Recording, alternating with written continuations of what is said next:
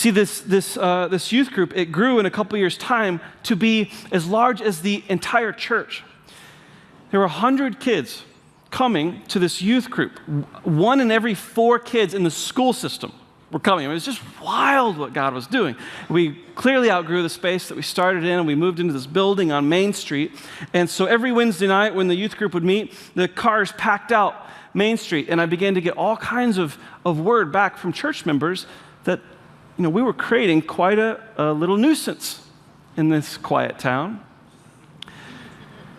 The ladies that cleaned the church were a little upset because used to the church was quite tidy, it was quite clean. Now 100 kids on Wednesdays, over half of those coming on Sundays, and the church wasn't quite as tidy and clean as it used to be. There was some discontentment about that. There was a section of pews on Sundays where the youth group sat, and that section kept growing and growing, and people that sat in the 4th row and 5th row and 6th row and 7th row, some had sat there for years, were being displaced.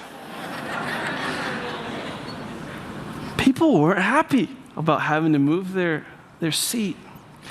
And these kids that were living just, a typical teenage small town life suddenly had caught this wild, maybe crazy vision, dream, that they could be a part of something bigger than themselves, and that if they linked arms with each other, they could actually see God through them change their friends' lives. Students were gathering together. They were forming these teams. There was this creative team that they formed to come up with creative ideas to just share the gospel in compelling ways to their friends. There were students forming event teams and on-campus ministry teams and teams that would just welcome people when they came to church. That's all I would do. There was video teams.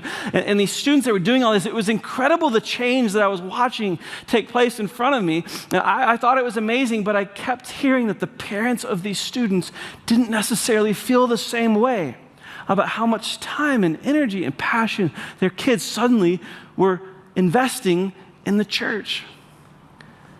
They were concerned they were maybe going a little too overboard with their faith, a little out of balance in the way they were living their life, a little too singularly focused on this new church thing that was happening. And in my mind, there was this incredible revolution taking place of God.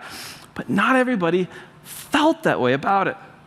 In fact, after God called us to come to this church and be interns here, we quickly heard this really terrible news that some adults in the church had quickly made arrangements to alter the youth group and get it back into its original state, and essentially squelched the movement.